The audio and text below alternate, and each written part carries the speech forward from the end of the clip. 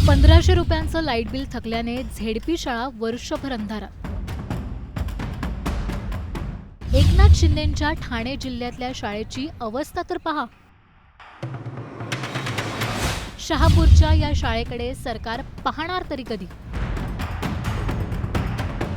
झेडपीच्या निवडणुका हव्या, झेडपीच्या शाळांकडे कोण पाहणार? शहापूरच्या खरमाचा पाड्यातली ही शाळा पहा, ज्या जिल्हा परिषदांच्या निवडणुकांसाठी नेते कार्यकर्ते दररोज फिरतायत ना, त्याच जिल्हा परिषदेची ही शाळा। गेल्या वर्षभरापासून ही चिमुरडी अंधारातच शिक्षणाचा प्रकाश शोधते, कारण केवळ 1500 रुपयांचं लाईट बिल थकल्याने आपल्या महावितरणनी लाईट कापली आणि ही चिमुरडी बिना लाईटच्या नव्या शाळेत दाखल झाली। मी आज ठाण्यातल्या एका शहापूर तालुक्यातील खरम्याचा पाडा या भागात आलेलो आहे।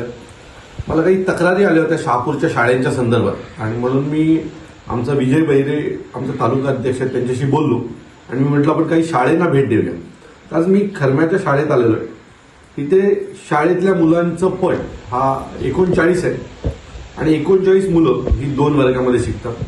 त्यातला हा जो वर्ग तुम्ही जर मागे बघताय बसलेली ही जी सगळी मुलं आहेत ही 3री ते 5वी ना, तिसरी ना, 3री ते 5वी, 3री 4थी 5वी असा वर्ग एकाच वर्गात भरतो, दुसरा वर्ग बाजूच्या रूममध्ये भरतो। वाईट गोष्ट ही आहे की मागील 1 वर्षापासून ह्या शाळेत लाईट नाही।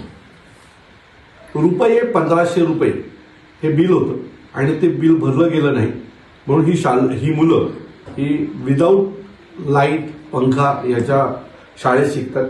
मागे टीव्ही आहे, पण 1 वर्ष झाला टीव्ही लागला नाही कारण लाईट नाही। कोणीतरी डोनरने कुठल्या तरी एखाद्या भल्या माणसाने ती टीव्ही दिली असेल। मनसे नेते अविनाश जाधव या शाळेत पोहोचल्यावर ही शाळा प्रकाशझोतात आली। जाधवांनी आता लाईट बिल तर भरलंय, पण अजून वीज पुरवठा सुरू झालेला नाही। या शाळेत 39 विद्यार्थी शिक्षण घेत आहेत। 5वी पर्यंतची ही शाळा। काही दिवसांपूर्वी शाळेत संगणक, टीव्ही आणि इतर साहित्यही आले, पण वीजच नसेल तर चालवणार काय? त्यामुळे सगळंच धूळ खात पडले। शाळेतले बेंच तुटलेत, शाळाही पडायला आली आणि विद्यार्थ्यांना जीव मुठीत घेऊन शिकायला लागते। मूळची परिस्थिती आपली अशी आहे की जर ठाणे जिल्ह्यातल्या जर शाळांची ही परिस्थिती असेल तर तुम्ही विचार करा उर्वरित महाराष्ट्रातल्या शाळांची परिस्थिती काय असेल। ही सगळी मुलं बघाल ना तर अतिशय निरागस आणि अशी मुलं आहेत की ज्यांना कम्प्युटर अजून हाताळला पण नाही, म्हणजे 5वीला आले तरी कम्प्युटर हाताळलेला नाही। त्यांच्या बॅगांची मागणी आहे, त्यांच्या ड्रेसची मागणी आहे आणि आम्ही प्रगतीकडे चाललोय। ठाणे जिल्हा तुमच्या शाळा जर व्यवस्थित नसतील तर तुम्ही कुठल्या प्रगतीच्या मार्गाकडे चाललेल्या? पुढच्या 24 तासात खात्रीनं इथं लाईट येईल, पुढच्या काही दिवसात मुलांना कम्प्युटर येतील, मुलांना मी विचारलं त्यांना काय हवंय, त्यांना बॅगा हव्या आहेत, त्यांना शाळेचे कपडे हवेत, हे सगळं पोचेल।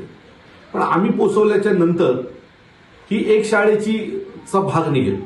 अशा 1300 शाळा आहेत या ठाणे जिल्ह्यामध्ये, त्यांचं काय करणार आहात? आमच्या आजपासून तुम्हाला मी खात्रीने सांगतो की या शाळेची पूर्ण जबाबदारी पुढच्या 10 वर्षासाठी महाराष्ट्र नवनिर्माण सेना म्हणून आम्ही पाळू। राज्यभरात सध्या जिल्हा परिषदेच्या निवडणुका सुरू आहेत। पक्ष, त्यांचे नेते, कार्यकर्ते मतं मागण्यासाठी फिरतात, पण त्यात जिल्हा परिषदेच्या शाळांच्या अवस्थेकडे बघायला कुणालाच वेळ नाही। एकनाथ शिंदे जिथून येतात त्या ठाणे जिल्ह्यातल्या शाळांचीही ही अवस्था आहे। तिथंच लक्ष द्यायला प्रशासनाला वेळ नाही तर विचार करा बाकीच्या शाळांचं काय होत असेल। तुमच्या जिल्ह्यातील जिल्हा परिषदांच्या शाळा नक्की कशा आहेत आणि त्यांची अवस्था कशी आहे हे आम्हाला तुमच्या गावाच्या नावासह कमेंटमध्ये नक्की कळवा आणि अशाच माहितीपूर्ण व्हिडिओसाठी पाहत रहा टाइम्स नाऊ मराठी।